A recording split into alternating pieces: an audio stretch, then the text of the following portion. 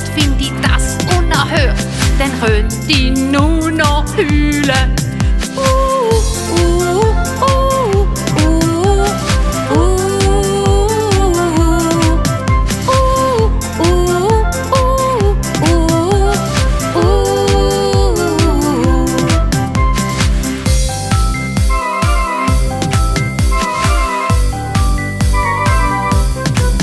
Ja, der Baum ist mein Haus und dort schlaf ich mich aus.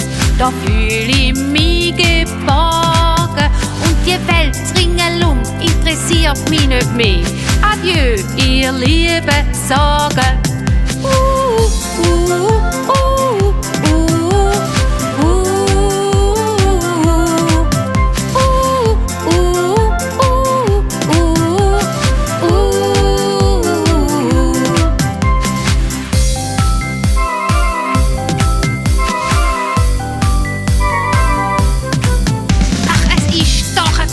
Nein, das ist nicht normal.